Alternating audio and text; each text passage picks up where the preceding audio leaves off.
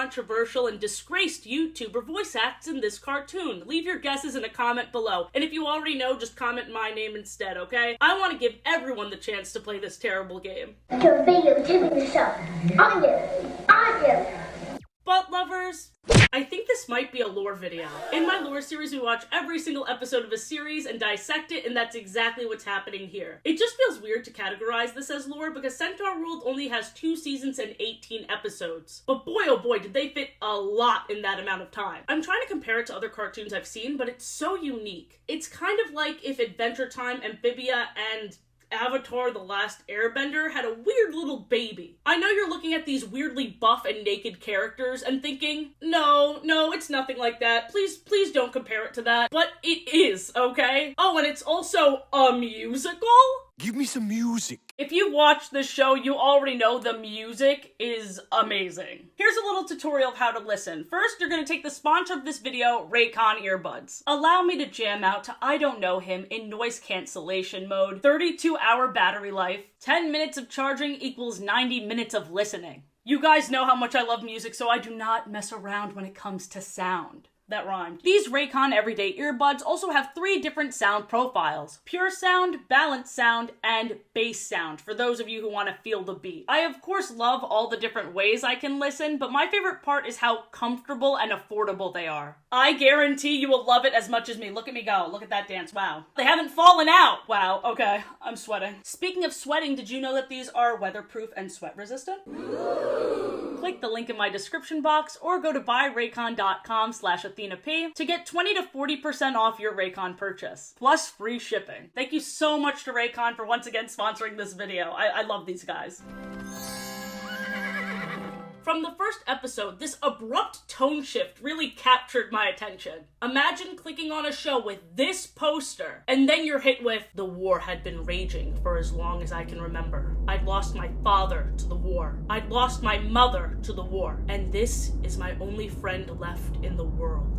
So not only is that exact dialogue, but it is also told to us in voiceover, as we watch a girl ride on her horse. When I first watched this sequence, even after I heard Ryder, the human girl's voice, which sounds completely different, I still believe this voiceover was told from her perspective. It is not. What? The voiceover we hear is from Horse the horse. They get a pass for uncreative names. They're literally just trying to survive out here, okay? Next, we hear about how Horse and Ryder are in possession of this artifact. They know nothing about it, but their general told them that it's the key to victory, and it will stop the invaders. They explain explicitly that this is their source of hope. This monologue gives us so much information right out of the gate. So much about these two and also the world they're in. They weren't just victims of the war, they're also fighting in it, because they seemingly have no choice. Fire and chaos everywhere, the general is gone. Horse panics, but Ryder calms her down with the song that is so simple and perfect, and you're gonna be hearing it a lot. You're okay. I'm not. You're alright. Not even a little. I'll never ever leave your side. I will stay and I will fight with you. Ryder is actually short for ride or die. She also rides on the back of horse. Shut up. The song she sings is one of my favorites. They call it a lullaby, and it definitely gives off that vibe, but instead of lulling her friend to sleep, it actually does quite the opposite. It prevents her from acting out of fear or retreating, but it also has the calming and reassuring message that their found family will stick together forever. Aww. Yeah, about that. No! A group of pointy-toothed minotaurs starts chasing them, and Horse, trying to save this artifact, falls off a cliff. As she falls, we hear this, and I'm not even gonna try to mimic it because it's literally perfect. Listen to Ryder's yell, dude. Chills up and down my spine. As you saw, the artifact glows, and we cut to black. Very quick and quite frankly painful flashes of this bright world appeared twice before we saw Horse's eyes slowly open to fully take in the titular settingular of Centaur World. It's brighter, it's certainly sillier, and Horse immediately feels like her brain broke. Did I just say things? With my mouth? Oh, look at that! It's the front door to my house. What door? Listen, I love this shit, and even I would react like that. It's a lot to take in. If you were super invested in that first world and already annoyed with this second world, you're gonna have to be patient. I'd say the payoff is worth it, but I'm also a silly little goose. Like I said, personally, I don't mind the abrupt 180, but I'm also a sucker for these fish out of water stories. And look at that, a fish out of water. In this world, there are many types of centaur. There's even apple tars. Sure, honestly, the only design that confuses me to this day are the bird tars. Because other than their human biceps and nipples, it's very much mostly bird. The first main Centaur World main character that Horse runs into is Derpleton the giraffe tar. They both yell out of fear at each other for a good long while before Horse runs away and runs into Glendale, who's supposed to be inspired by a Garanik. And I'd say they did a really good job with this. I mean, look at those ears. Big ears. Zulius the zebra tar comes out of the bushes and greets Horse by shaking his ass, and then Ched the bird tar flies in. Ched drops the very anxious Glendale a paper bag to breathe in, showing he can be caring when he wants to, but he does not want to be caring towards Horse. Right out of the gate, he was very distrustful of her and insults her. Finally, we meet Wammawink, the best character. She's an alpaca tar, she's a mom friend, and she excitedly monologues that there's a new baby for her to take care of. Horse tries running away again, but Wammawink effortlessly catches up to her and sings about why she should join their family. All the lyrics of this song are about how amazing Centaur World is, and that they're a little codependent. Very innocent, until Glendale sings, I mean, technically sure, we were at war with a ruthless horde of invading warriors. And her voice does that. They all immediately shush her and hope Horse didn't witness that very unsubtle display. Completely unaware that this is probably the only thing that feels familiar to her. Is this the same war with the same invaders? No, that would be too convenient. Bear with me, this first episode is a lot. The pacing is really amazing for people with short attention spans, hence why I like it so much. Anyway, Horse discovers there's a dome around them, preventing her from leaving. So she defeatedly returns to this group of weirdos who clearly knows more about this world than she does. Wammawink enlightens her that she needs magic to open the dome. And then we get a song about all the random, unhelpful magical abilities, which include, but are not limited to, sparkle blinkies, handsome for 8 seconds, which is why I'm wearing my handsome Squidward shirt, stretchy neck, portal tummy, which is only exclusive to Glendale. The others do not have that power. Prehensile eyes. Shapely mane, which is pretty much exactly like the power from Trolls, and only Zulius has that power. Blinks change the shape of Derpleton's spots. Wobble legs, which doesn't sound like a power. And lastly, but certainly not leastly, shooting tiny versions of themselves from their hooves. This last power takes up the most space in my mind because they do it constantly, and they make it abundantly clear that they make these tiny clones of themselves for shits and giggles, even though these creatures immediately have an existential crisis and run away. They never bothered following them to see where they go. They do not care. It's Black Mirror-y, but if the mirror was instead sparkly and covered in fucking rainbows. But still just as unnerving all the same. Horse realizes that Wammawink's herd is very bored. Wammawink has kept her group in this force field for so long, Ched even forgot that at one point he could leave. Horse sings a song all about embracing the unknown, and everyone besides Wammawink is excited. But she soon realizes that she needs to let all of her baby birds leave the nest. This episode ends with the force field being lifted. Here's the thing, they're all holding hands and it seems like the magic is within all of them. Aww. But me knowing what I know about these guys, I'm gonna let you in on a little secret. That was fully Wammawink. If she didn't want them to leave, she wouldn't have let them. This trauma-filled cotton candy girly is overpowered. I finally found a friend. In the Season 1, Episode 2 opening number, we see Wammawink's coddling as she encourages her group to depend on her. One moment that's played off as a joke is Wammawink crushing some sort of bug tar that flew too close to Ched. This also wasn't an absurd concern, given how Episode 5 opens with Ched almost being killed by a bug tar. Anyway, most of this song was dedicated to Wammawink and Horse's differences, but I highlight this moment to show that Wammawink is not above violence. She is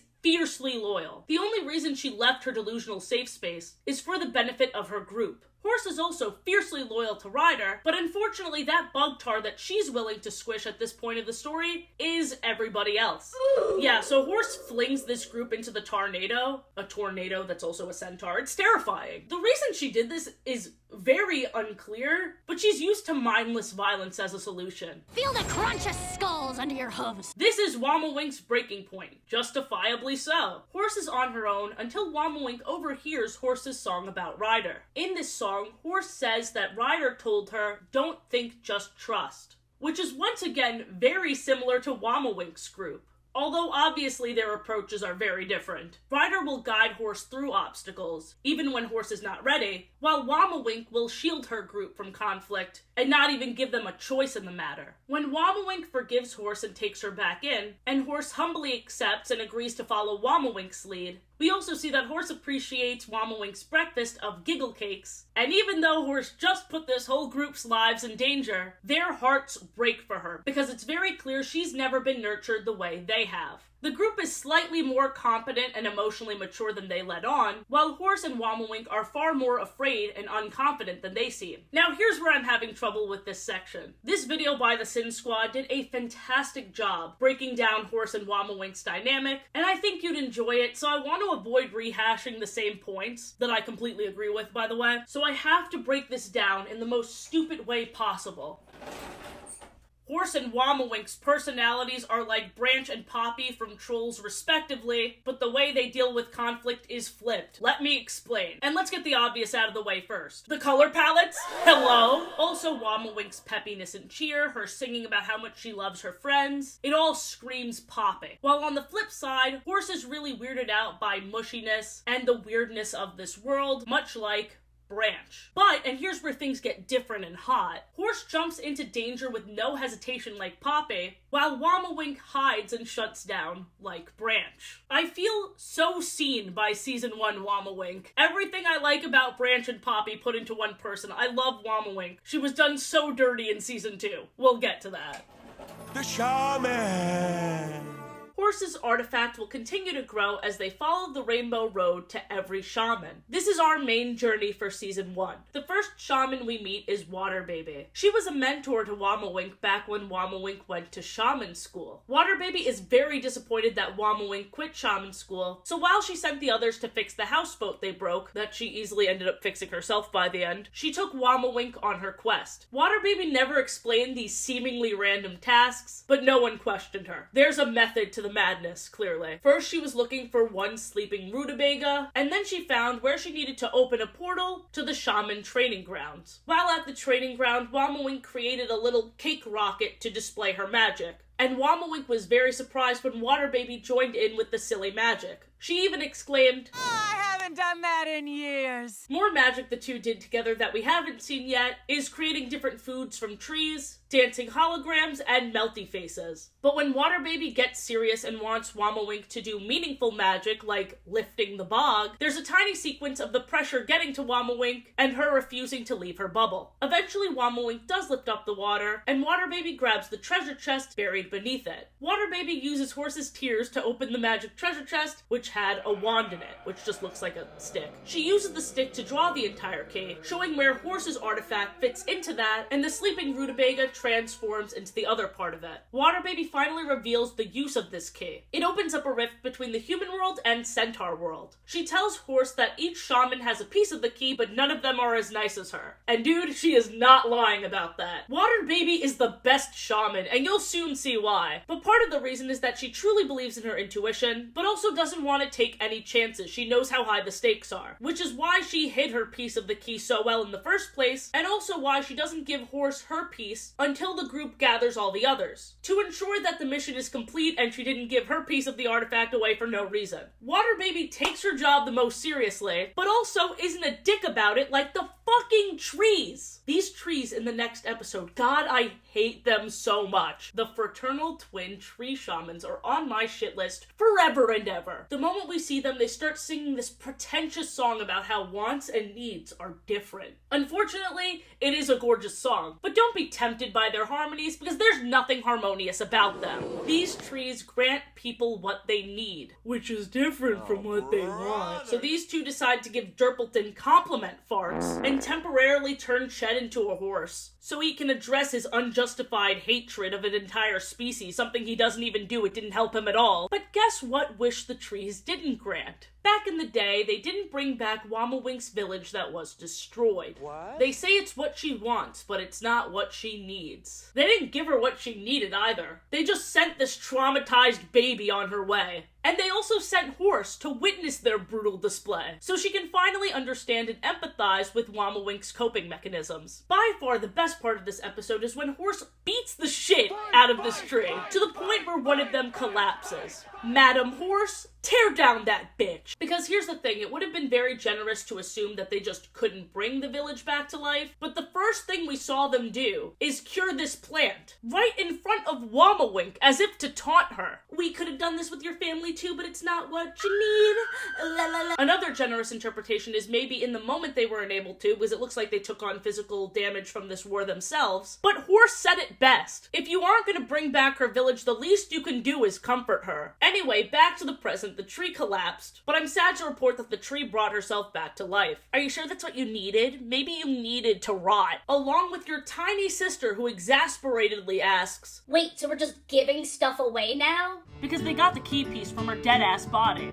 And the execution is perfect for her, because she's not even pretending to be a good person, which actually makes me less annoyed with her. The big tree responds, we gave her what she thought she needed, but what comes next might not be what she wants. A whole lot of words to say fucking nothing. Also, this big tree bothers me more because she's still trying to impart her bullshit wisdom. Meanwhile, she does in fact sound kind of happy that Horse will suffer. Big theory based on how the series ends. Given the huge part that Wammawink and Horse play in the war ending, maybe the trees foresaw that? Maybe that's why they refused to give Wammawink her village back, because if they did, she wouldn't have met Horse and more devastation would have followed. Even with that butterfly effect justification of it, they're still dicks about it. They're the worst F-tier shamans. We meet Judge Jack in episode 6 entitled Holes Part 2. An amazing episode name because there was never a part 1, but we have a part 2 and 3. Did I mention that I love this show? Judge Jacket is a Moltar, specifically a star-nosed Moltar, the only one of her kind, who holds our group on trial over the crime of trespassing mole territory. So anyone who falls in this hole, willingly or unwillingly, is thrown in jail. Even though they get a trial, as we hear in Judge Jacket's song, she finds everyone guilty. They don't even find out that Judge Jacket is a shaman until the end of the episode, when she lets them go, which is wild,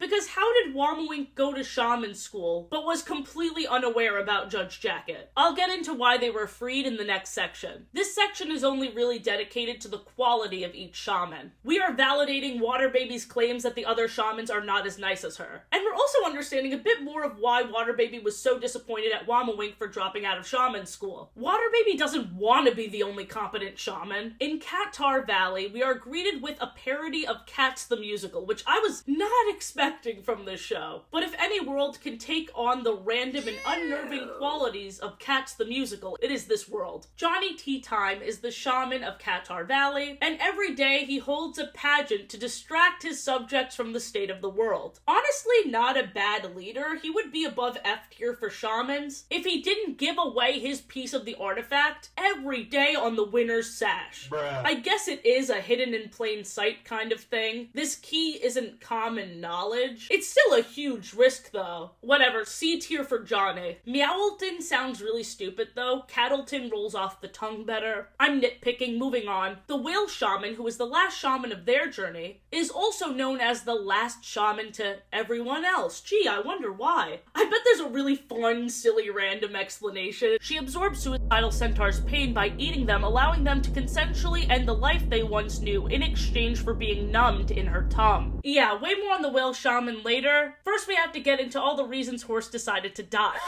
Yeah, the show's a lot. In episode 5, when Horse outsmarts a bear tar, her mane and tail begin to transform to look more bubbly and Centaur World-like. In the next episode, where they face off against a Moltar trial, Horse's tail begins to talk and joke. Also, her tears are rainbows. The rest of our group sing about Baby's first spell, and with these lyrics, they make it sound like Centaur World puberty. Horse's tail joking is what cracked up the Moltars, which made Judge Jacket give her piece of the key. This bitch was locking up people for life just because she needed to laugh. Imagine in America's Got Talent, instead of the golden buzzer sending people to Hollywood, instead they got sent to prison.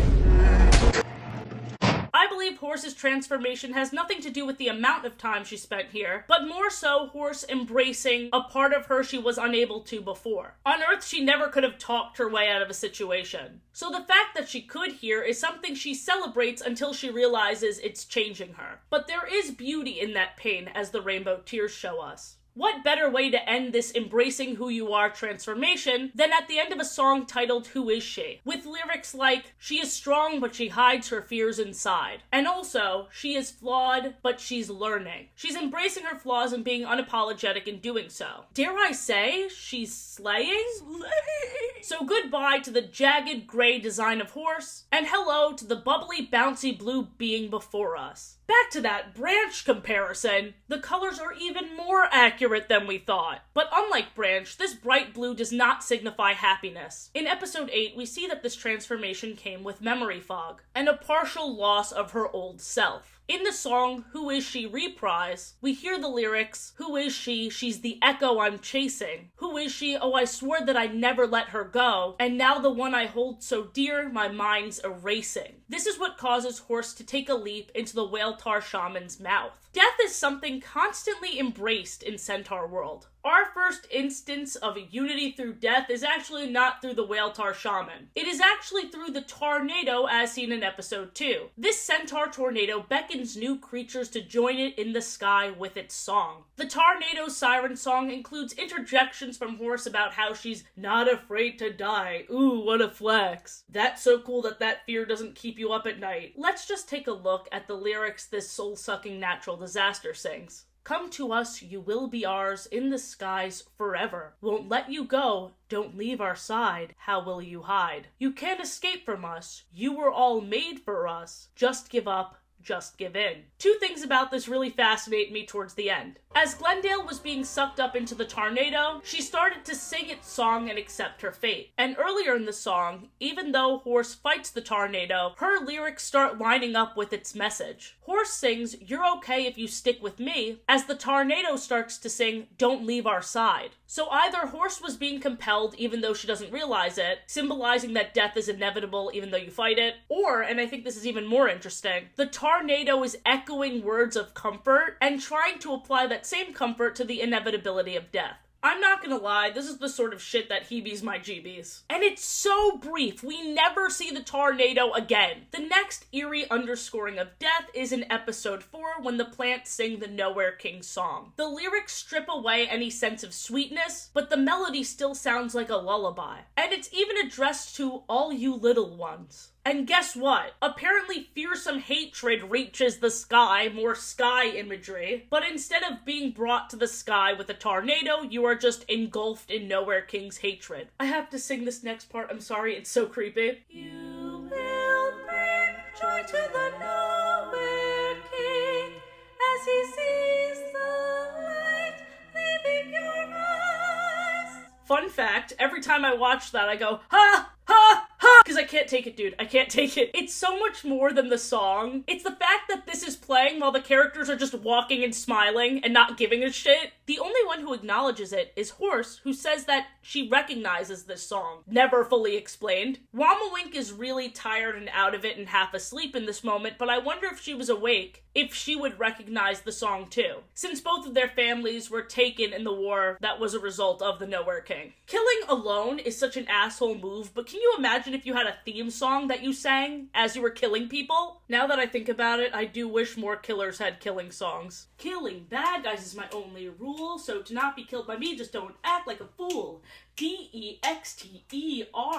I'm the only moral killer. What else is really fascinating is that they get scared of the hiding song in the very next episode. They also get terrified by the Nowhere King song sung by the Cattars at the end of episode 7. Why do they only get scared the second time? Is it more obvious the song is meant for them because the Cattars are making aggressive eye contact? Or, and I feel like there's some validity to this, is it because the flowers and leaves are seen as lesser? When the scenery around them doubles down on lessons, like the Leaf family in episode 2, 2 telling Horse she only thinks of herself, to the exposition leaves guiding them in episode 4, their moments are as fleeting and small as they are. Jebri tries empathizing with Horse in episode 3 before she ditches him. Finally, we arrive at the whale tar. Let's talk about it more in depth. As I said before, the whale shaman offers them an escape. She is very misguided in her empathy, but there's no doubt she cares. She literally takes on other people's pain. After Horse jumps in the whale shaman's mouth, a minor version of "You're okay, you're alright" plays to show us that she's not okay, and she's not alright. Yeah guys, we got that. She just killed herself via MILF-vor. Also, canonically, Jebri killed himself because he couldn't find his jacket. Wammawink helps Horse from the belly of the whale tar by reassuring her that Ryder isn't any less loved by her, despite this temporary face blindness. And also, there are a lot of people that love Horse in her new family, which should give her hope. This song brings a new tear stream down the whale tar's eyes. It's clear that she thought Hope had died a long time ago. And in her defense, with all the despair she's absorbed, her judgment must have gotten really clouded. The whale tar apologizes and takes full responsibility for creating this extremely unhealthy coping mechanism. She explained that she thought she was helping. I'm sure this is something Wammawink can relate to, since she too trapped her family away from the reality of the rest of the world. Wait,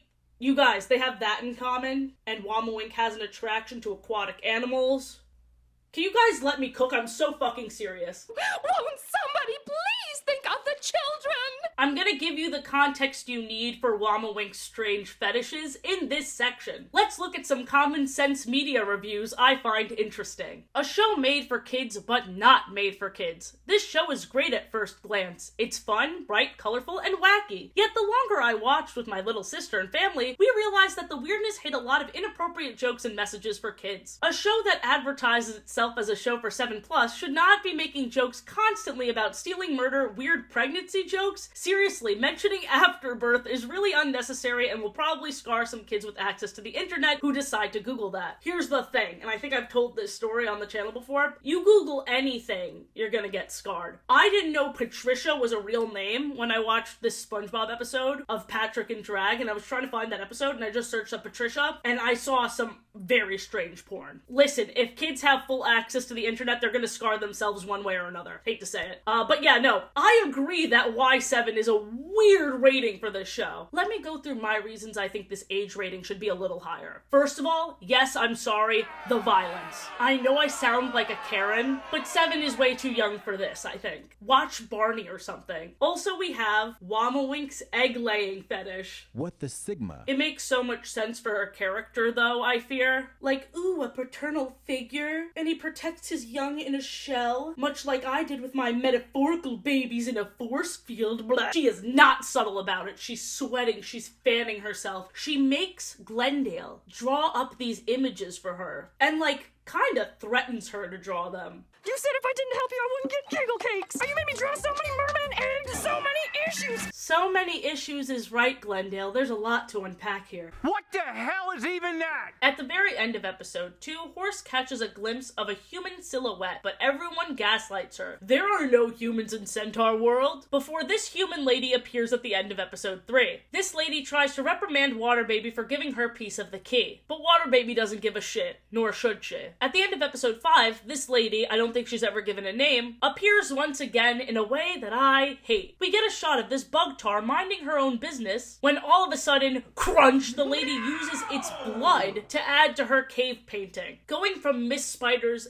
"be good to bugs" to this is quite the tone shift. The cave painting is a sort of retelling of the war. Woman is fixated on it for some reason. We don't see Woman again until the 2-part season 1 finale. So let's break it down. First, Horse and Ryder reunite in the rift between Centaur World and the human world. I know I'm not supposed to find it funny, but when Ryder sings, "Despite the changes, I would know you anywhere," I want to scream, "Liar!" The moment Ryder saw Horse in her new form, she put her hand on her sword and left it there for an uncomfortable amount of time. Enough time for Horse's heart to break into a million pieces. You could see it on her face. Horse singing her song back to Ryder is the only way Ryder recognized her. But I understand backpedaling to make Horse feel better. It's you. It's really you. I mean, I knew that the whole time.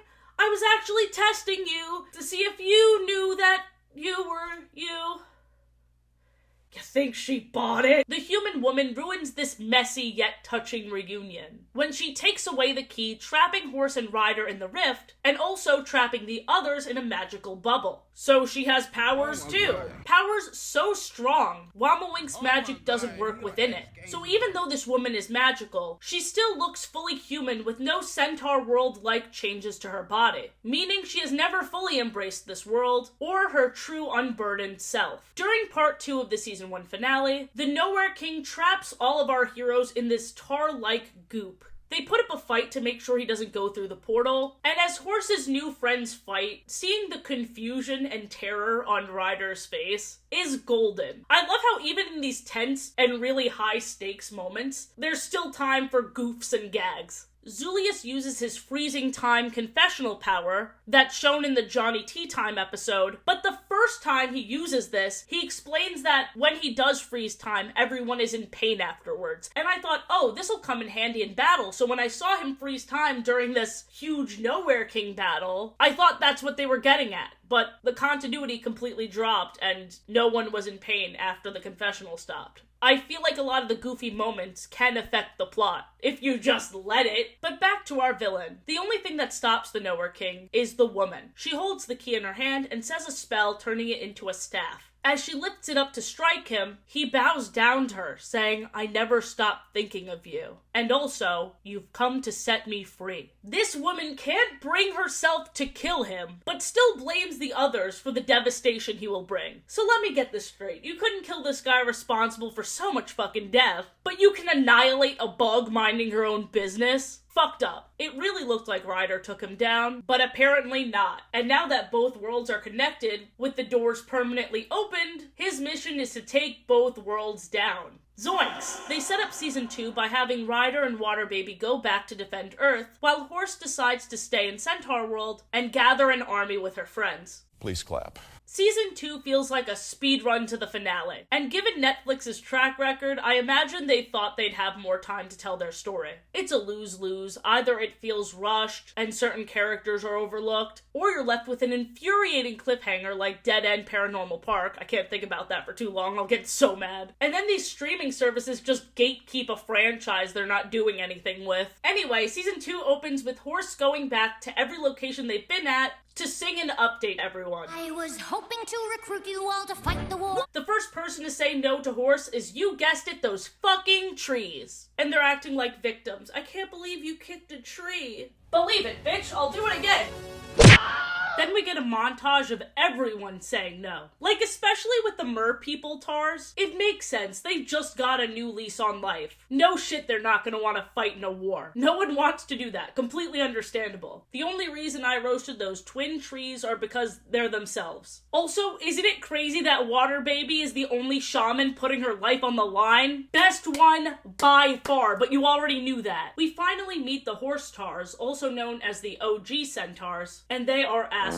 The only reason our group chose to visit is because they're super jacked, so Horse assumes they'll make good warriors. But they of course do not. They're super pampered, self-obsessed, their leader is a drunk, and they're also responsible for Ched's trauma, but we'll talk about that later. They end up recruiting the possum tar, raccoon tar, and rats without even trying. The second episode is all about their fan base. The bird tars are obsessed with our herd. There are a total of 2 things I like about this episode. 1, I like the build-up and foreshadowing. In the season 1 finale, we kept seeing this guy with Durpleton's face on his shirt, and now he's the only one that knows what happened in the season 1 finale, because these birds watch them from clouds, but they have no idea what happened in the rift. The second thing I liked is Horse justifying why they're putting up with this. It was realistic. She's like, oh, eyes in the sky, that's a big advantage in the war. It shows why this episode is necessary and relevant, even though I still don't like it. Now I want you to guess who voices Crandy. Ding, time's up, it's Colleen Ballinger! I'm so sad to tell you, besties, this is probably the best her voice has ever sounded. Like, holy shit, the song they gave her is so much fun, I wish it wasn't. And here's the thing that aged even worse than that. The way social media works in this bird world is them tapping these eggs, and then these underdeveloped baby birds emerge, and their first words carry out her message.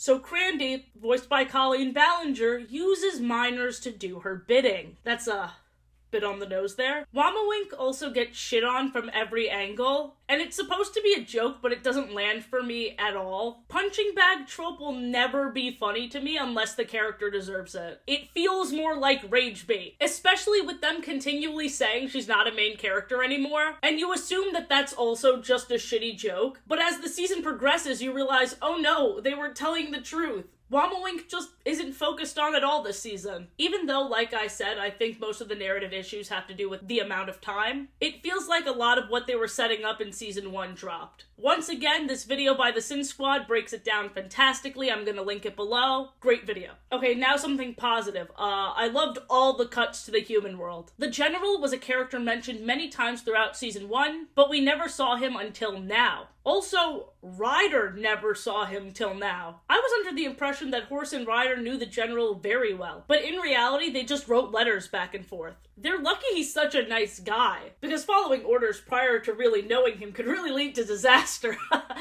Foreshadowing! Also, Water Baby disguised as a Minotaur finds out how Minotaurs are made. They are made by combining all of these animals in a vat of what looks like the Nowhere King's goop, with the artifact key powering the whole thing. In episode 4, Horse finds out that Ryder got a new horse named Becky Apples. And the jealousy for a split second sounds almost romantic? Because if I was jealous of my friend getting close to another friend, my first question wouldn't be, is she hotter than me? She makes it about looks. Maybe because of the transformation, actually. She shouts that love is a lie, cries non-rainbow tears, continuity error, and her and Wammawink sing a duet where Wammawink expresses jealousy over her crush's girlfriend. I love this song. I love them both acknowledging how petty they're being and how their anger is misplaced. But Horse continually brushing aside her friendship with Wammawink because she's closer with Ryder is infuriating. She expresses how hurt she'd be if Ryder got closer with somebody else, but has no problem rubbing in Wammawink's face that her and Ryder are much closer. Also, Ryder didn't get upset that Horse made a whole new group of friends and decided to stay there with them, so this clinginess is one-sided. You may be asking yourself, how did Horse even find out about this? Okay, I didn't know when I'd bring this up, but there's this Moltar named Comfortable Doug. He's a recurring character. He has his own little song. He's a menace that likes witnessing chaos after spending most of his life underground. But guess what the Moltars never fucking shared? They can tunnel through time and space. That officially makes Judge Jacket the second worst shaman. I count the trees as one. Because they could have done so much to help. Oh my god! Episode 6 of season 2 is the only episode that fully takes place in the human world. And we see the General start to play more defense than offense. Keep that in your back pocket. I will say this about the recruitment arc. It fleshed out more of the world, because despite the integration of Wammawink's herd, the rest of Centaur World feels pretty segregated by species and environment, and the mole, cat, and tree shamans aren't an isolated incident. Season 1 says almost all the spiritual leaders / gods are assholes. Why is that? And season 2 responds with, oh, maybe that's because almost everyone in this entire world are assholes. Bring me back to Earth where everything is on fire. At least they're up front with their shittiness. In season 2, episode 5, Horse finds out that the trees didn't send her into Wammawink's backstory. They were just showing her a power she didn't realize she had. So in this episode, she sprints towards Wammawink and jumps into her brain, using her backstory magic all on her own for the first time. This gave Horse something new to focus on because she's really bad at recruitment. Horse also needed to learn about boundaries this episode, as she jumped into everyone's backstory without their consent. Do Zulius. He's giving you permission. Yeah. Interpreted. Horse, you didn't ask! The only one who Horse didn't care enough about to witness their backstory is Zulius. And he's the only one who wanted her to see that. So let's talk about him first, because he gets explored the least. So as petty as he is, he always seemed the closest to Wammawink competence-wise before Horse showed up. So his growth is more so thinking about others enough to want to put the effort in. Because he's capable, he's just self-centered. In season 2, episode 2, when he realized that the bird tars are more invested in theatrics, when they all started to leave, meaning they wouldn't join the army, Zulius reels them back in with a monologue about how they're an integral part to the story, and how these bird tar fans will make the finale better. Basically, he was blowing smoke up their ass, but it worked. Without Zulius, the bird tars would never have joined the fight. Durpleton's Daddleton arc starts in the season 1 finale. He found this minotaur lizard that Ryder stabbed and felt an instant connection.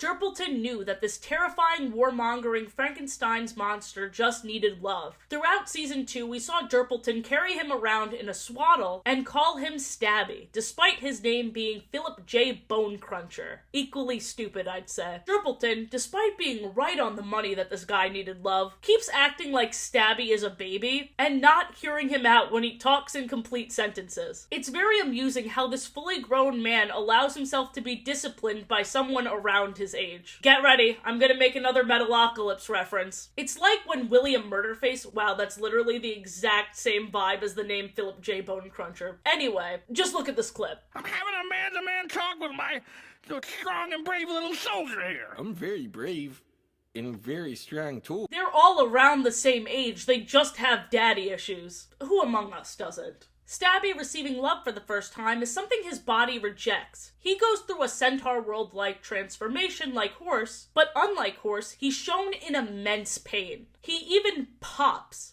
and the transformation is his inner child. Look at him. He looks like baby Kermit, except his tongue looks like a bone. Like his name. We see Durpleton's highly foreshadowed fart-related trauma in the same episode where Horse discovers her backstory magic. Durpleton's father hated every time his son spoke. Mind you, at this time, Durpleton's like 7 years old, and he just wants to play with his dad. But because he farted, his dad abandons him. I thought this part was played for laughs too much. I hate when the dad sung. It felt a little corny. But you know what hit? The reveal that he was gonna give his dad this present. That broke me a bit. And then we see teenage Ched comforting him, showing us the origin of this group. Anyway, this is why Durpleton is really fixated on words of affirmation. He just regurgitates what he wished his dad would say to him. But because he thought that was all there was to parenting, he overlooked how important listening is. But when his 40-year-old orphan son expressed this to him, Daddleton worked on this. You're the best dad an adult lizard mistaken for a child could possibly want. Philip J. Bonecrunch, you outshine the morning sun, Durpleton's son. Ched's traumatic backstory is that he grew up where the horse tars are, and they all would laugh at baby Ched, make fun of his dreams, and they also physically abused him for being tiny. Glendale's orphan backstory is probably the most skimmed over, and I don't know how. In her backstory, we hear her refer to her portal tummy as if it has a mind of its own. From the beginning, we've seen Glendale steal. This isn't a new thing. But seeing younger Glendale shows that it's always been this bad, maybe even worse. The song she sings about it even implies that she may have eaten her parents, but she doesn't remember. She tells me everything and everyone must go inside. When my portal tummy's hungry, there's nowhere you can hide. These lyrics are exactly like the Tornado song. In the season 1 song Baby's First Spell, Glendale also implies that she may have gotten her powers from an ancient ceremony. It seems like Glendale's kleptomaniac tendencies are fully a curse and not a quirk. In Season 2, Episode 3, we see Wammawink's lack of faith that Glendale will ever get better. Wammawink is acting like Glendale is like this due to her failing as a mother, and I hate this characterization of Wammawink, because this animosity of the rest of her group feels like it stems from Horse being the favorite child. Why can't you be more like Horse, who doesn't need me, even though I want her to need me? But Glendale proves Wammawink wrong in this episode. Glendale gives a whole TED talk about mental health to the Arctic centaurs who at first worshipped the Nowhere King for no reason. Glendale was able to get through to them because she related to them the most. When you're lost and anxious and want something to believe in, you can't let that override logic. Okay, so is Glendale smart now? Oh, no. As soon as she took that turtleneck off, old Glendale was back. We never see smart Glendale again. Glendale is interesting because it also seems like she takes on new personas with different costume changes. Like the one time she was a jacked prisoner. I think this was just an excuse for the creator, who also voices her, to really explore her range, because she does a lot vocally with this character. Every other character got more interesting. Meanwhile, Wammawink does, things like this. I need to go make myself a new magazine. She says this about Zulius getting back with his ex. As previously established in the Mermen episode, her magazines are what she gets off to. She is saying this about one of her, in her own words, metaphorical babies. Yeah, I actually hate this so much. I don't agree with how Wammawink is written in season 2 at all. You know who I think they wrote fantastically? Ched. Ched has a crush on Zulius. He doesn't bring it up a lot. In fact, it's only brought up twice, and Zulius doesn't even notice. But what I love about Ched's crush is that he doesn't make it Zulius's problem. When Zulius gets back with Splendid, even though Ched is heartbroken, he just says, it's cool. He doesn't hold any anger or animosity. From that point on, it is dropped. He doesn't make it weird at all. And especially because of how much trouble he's given Horse from the beginning, it's easy to assume he's just hot-headed, but he's actually a lot more emotionally mature than people give him credit for. I actually feel like I'm losing my mind because how is Wammawink the creep and Ched the cool one? This is how the humor of the show can actually be a disservice. Don't get me wrong, a lot of the jokes make me laugh, like this one. I'll block her path! Durpleton, you can't swim!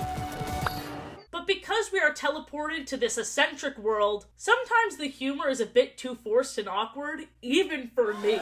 Like that magazine thing was supposed to be a joke, but when it can have the effect to change the way I see a character, you have to be very intentional about that, or refrain. I can't be normal about this. The episode right before the finale ends with Horse leaping towards the Nowhere King to see his backstory. When Horse jumps into somebody's mind, they freeze. So this gives her friends the chance to take down the army, who are also frozen because the Nowhere King controls them with his mind. Does that make sense? Sometimes me explaining is more confusing than just watching, so I'm glad you stay for the jokes and bullshit. I will say though, as much as I think you should watch the whole series, if you were to just watch one episode, even though you'd be super confused, have it be this one. This is one of the best finales of all time. When Horse is alone in the Nowhere King's mind, she sees her old self in the reflection, her non-centaur world form, and she's really upset by this. Away from all of her friends, she mourns herself, remembering who she was and how loved she is. After that sweet moment,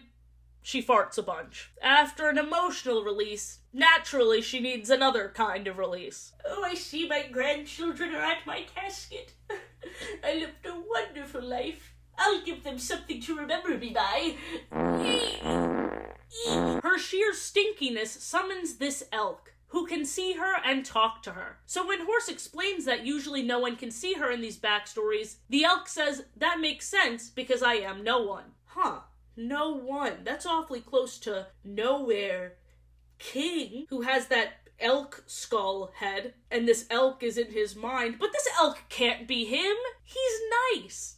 I'm part of the Nowhere King. What? You seem like a nice little guy. That's what I'm saying. We see a young woman, and she saves the elk, who looks incredibly beat up, and he also has a shackle around his neck. He sings, "You've come to set me free," which is what the Nowhere King said to the older woman. Oh, and also I forgot to mention, in the season 1 finale, the older woman sings the lyric, "Sometimes the ones we love the most have the worst things to hide. Sometimes the monsters turn out to be the ones who stood by your side." I wonder what that was about. These memories are super out of order, just the way I like them. Come on, Memento. Next, we see the elk witnessing the woman marrying the general. This face, in particular, always makes a chill go down my spine. The song they sing here, "Once shattered, now whole, once whole, now united," is what the woman was trying to chant to the Nowhere King in the season 1 finale. Was she trying to marry the Nowhere King to make it up to him? That seems a little weird. Well, listen to this. Maybe she was already married to him.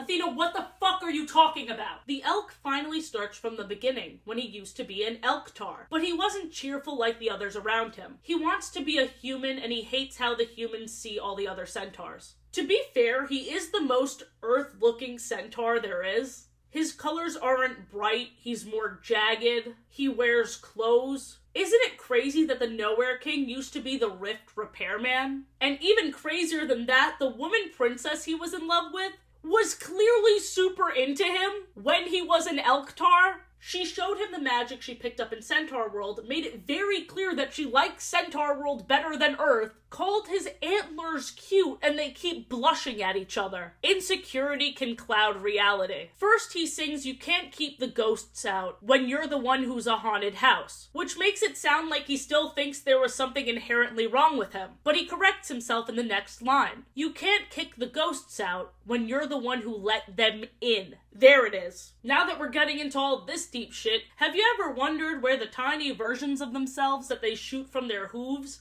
went? Because now we found out they're part of Comfortable Doug's army. Yes, somehow in this finale they have time for a moist mole man melody. He even uses little tiny Durpletons as bitey nipple tassels. So the rating of this is why 7?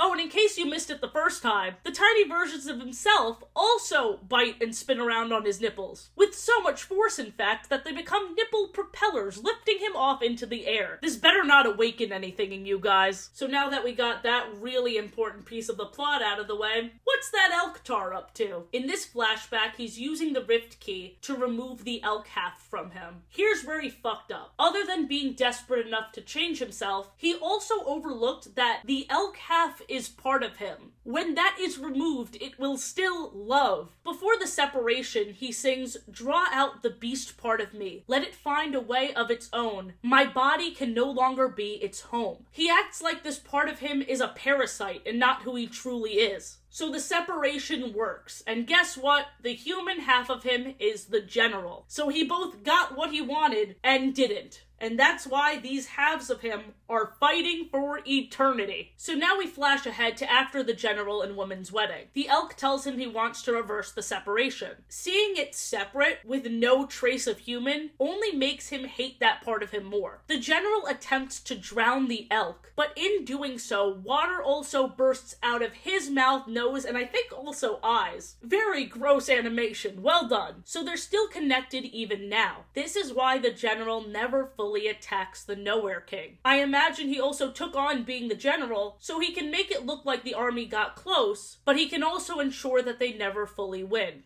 The elk's mental snap happened after the general put him in a dungeon with no windows and barely any room for 10 years. The elk started making minotaurs in the rift with the key, and every time he used the key, his flesh would melt and he'd become more and more goopy, probably due to the radiation. The woman breaking the key in the rift is what caused her to be flung into Centaur World with 5 pieces of the key, the general into the human world with 1 piece of the key, and the Nowhere King trapped in the rift. And he's all alone. Horse finally escapes the Nowhere King's mind, but when she tells Ryder they have to kill the general, Ryder refuses and says, "You're just a horse." I forgot she said that, dude. I gasped. What the fuck? Horse risked her life and jumped into this dude's mind. And instead of your doubts coming from, whoa, did he control your mind when you were in there? You turned it into a species thing? You turned it into the very thing the Nowhere King was afraid of? And not only that, you were immediately proven wrong because when you got too close to defeating the Nowhere King, the general stabbed you. Horse thinks her friend is dying, so she's holding her very sweetly, but I'm sorry, I wouldn't have let that slide, even at this point. Oh, Ryder, you look so dumb right now. Damn! The woman returns, and the Nowhere King's jaw drops, and the general's jaw drops. And they really try pulling a, "My beloved, you're back!" as they're surrounded by corpses. Horse, who has zero faith in this woman, exclaims, That is not what love looks like.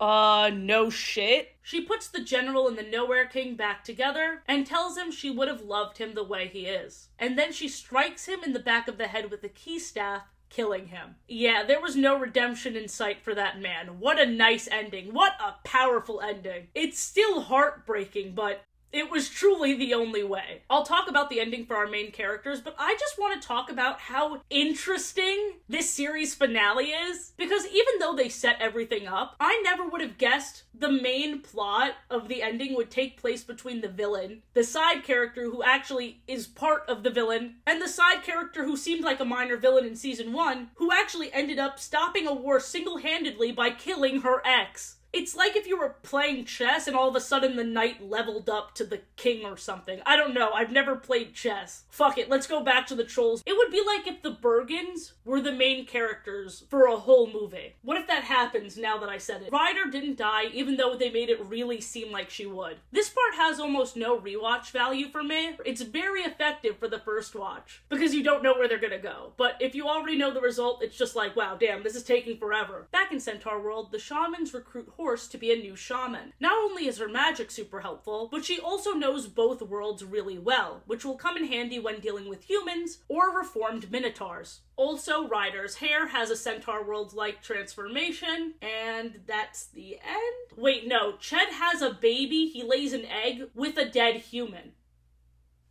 Wammawink's reaction was once again questionable. What is the age rating of the show again? I really admire that this is a completed show. I feel like nowadays with these streaming services, no one is safe. I wonder what Zulius's backstory would have been. I wonder if Glendale's parents are still alive inside her. Weird sentence. The Tornado is made up of souls. I wonder if there's some sort of afterlife for the Elk-Tar Nowhere King. That would be really awkward for him after all that murder. I think he'd just prefer non-existence at that point. If you were to write a spin-off series, who would you make it about? Are there any juicy AUs I should know about? Leave it in a comment below. And if this video ever gets to the creator, please let me audition for a character in your next show. I won't get canceled like the other YouTuber, I promise.